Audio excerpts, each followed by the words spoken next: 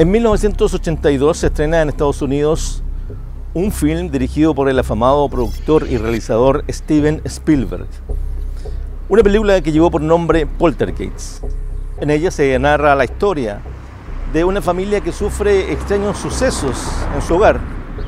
Una vez que ocurren estos fenómenos, se descubre que la casa había sido construida en un cementerio indígena.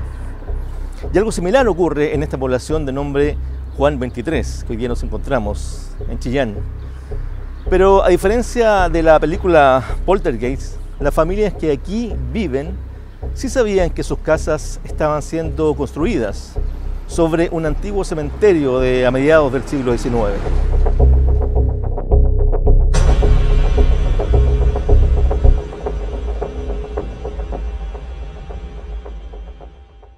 Bueno, la historia del cementerio ubicado en calle Libertad hacia el oriente, el cementerio antiguo o de disidentes que se conoce en la historia de Chillán, tiene una data posterior al cambio de Chillán al nuevo emplazamiento que hoy día conocemos. Después de 1835, a mitad del siglo XIX, más o menos 1850, se cambió la idea de los entierros de las personas en los cementerios parroquiales, que era la costumbre entonces. Esto pasó a finales, digamos, a comienzos del siglo XIX, pero se produjo finalmente en la medianía del siglo XIX. Es decir, este cementerio data aproximadamente de 1850, 1860. De esta forma, ese cementerio se dividió en dos partes. Una parte era el cementerio normal, digamos, de los cristianos, y otra parte era el cementerio denominado de los disidentes, o sector de los disidentes. Y hay un canal allí en esa parte, geográficamente, que dividía estos dos sectores. Y bueno, este cementerio se mantuvo funcionando hasta el terremoto del 39, 1939, y un poco posterior a él también, en el cual uno podía encontrar restos de lo que quedó después de la destrucción del terremoto del 39.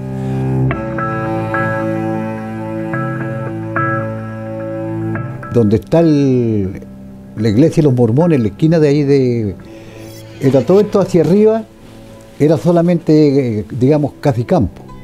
Y posteriormente de ahí para acá era lo que era el cementerio viejo, le decíamos nosotros. Y estaba cubierto de las tumbas, por ejemplo, estaban cubiertas con zarza, había una plantación de pino.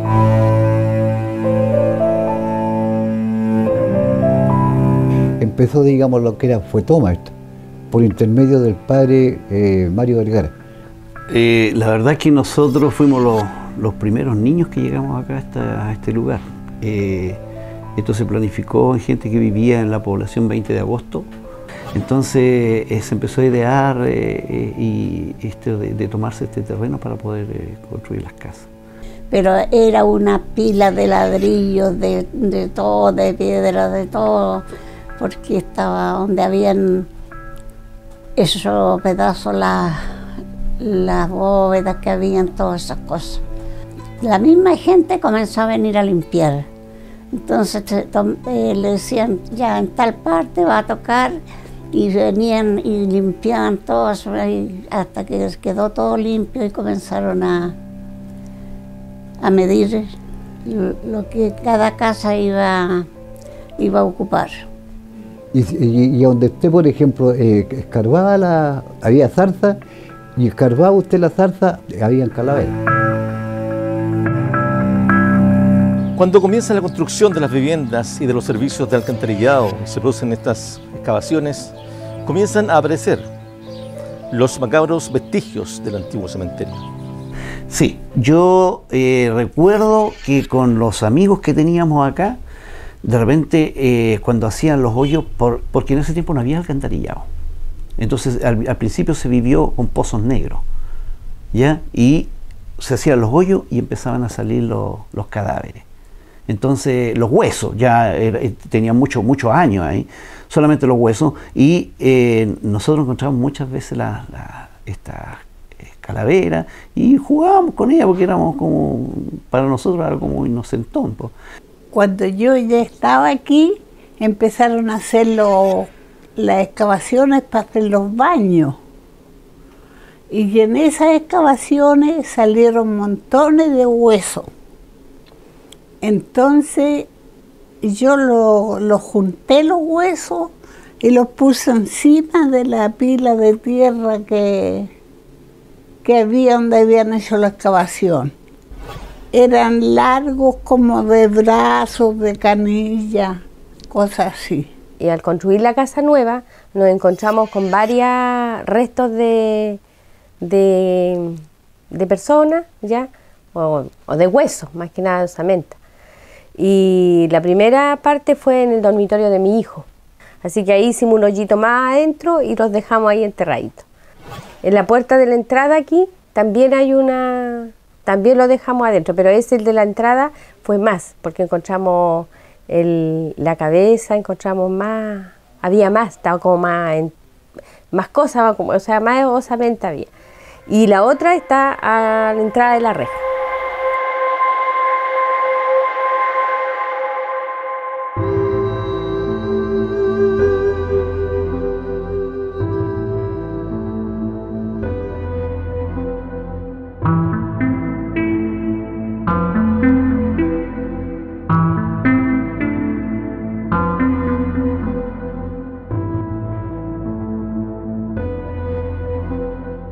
Pasó mucho tiempo antes que se supiera, digamos, que había huesos y cosas aquí, porque después empezó a llegar a mucha gente y resulta que se llevaban los huesos en la mano. Venían unas niñas jóvenes así y en una oportunidad una llevaba una calavera en la mano. ¿Con qué objeto? No sé. Encontraron hasta una urna de fierro. La tuvieron con una cadena amarrada ahí en un árbol ahí en el bosque. Y tiene que haber sido un material tan firme que resulta que yo me acuerdo que yo la tuve al lado de la urna, tenía todavía los tornillos, que es lo que era la tapa. La tapa no la tenía, pero sí estaba la urna con unos tornillos en unas cuestiones. Así que esa la encontraron en una excavación que hicieron en el pasaje 5. Yo siempre hablábamos de la urna porque era de bronce, que era de bronce. Tiene que haber sido de alguien bien importante, porque para hacerle en ese tiempo ese tipo de urna, o sea, tiene que haber sido de alguien muy, muy importante. Y después los cabros la sacaban, por ejemplo, y la metían al agua y empezaban como una especie de bota, andaban con ella. Después, ¿qué pasó con ella? No tengo idea. Estuvo varios días por ahí y de repente dicen que pasó un curadito, se la echó al hombre, se la llevó. Los hallazgos de estas osamentas humanas que afloraban en cualquier lugar en donde se removiera la tierra vienen de la mano de supuestos fenómenos paranormales que comienzan a afectar a las familias y a los habitantes de esta población.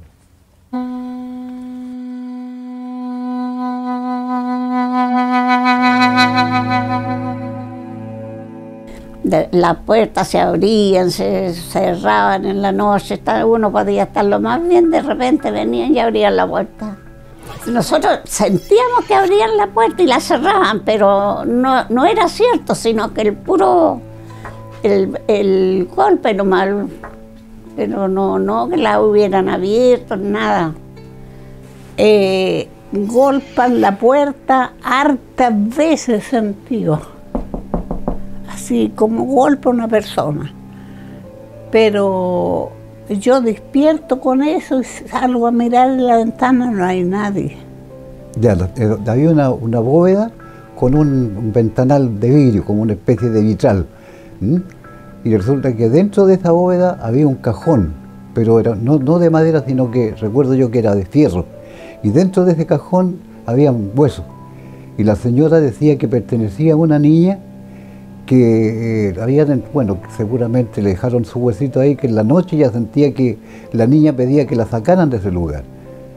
Igual acá aparece una niñita, que no tan solo lo ha visto una sola persona, sino que son varias personas que han llegado acá de visita y la han visto. Incluso una persona que me vino, un maestro que vino acá, estaba colocándome cerámica acá en la cocina, y me dice María, ¿cómo es la niñita que ven acá? Entonces yo le dije, no, siempre han dicho que es una niñita de zapatos brillantes y es chiquitita. Entonces me dice, es que recién había una niña mirándome acá en la cocina lo que yo estaba haciendo.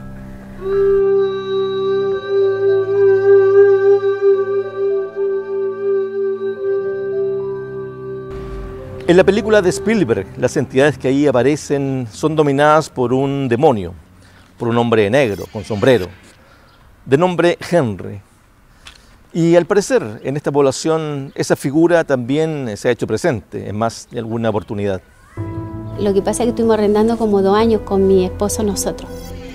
Y yo veía un hombre de negro, con sombrero negro, con sombrerito negro así, un de estos abrigos así como antiguos.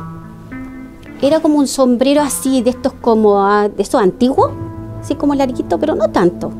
Así más o menos, no sé, un 1,70 m, más o menos, así, es como altito.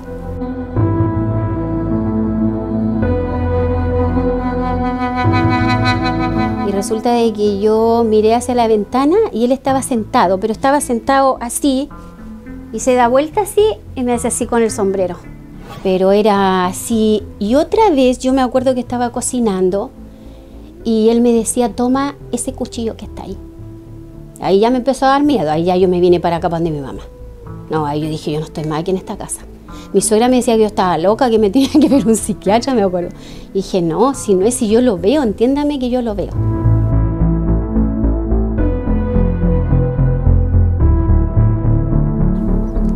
Sean estos acontecimientos verídicos o no, son parte concreta de una historia que nos habla de lugares olvidados, que solo aparecen en algunas crónicas de la época, pero que están presentes en la memoria colectiva de los amables habitantes de esta población, Juan 23 de Chillán.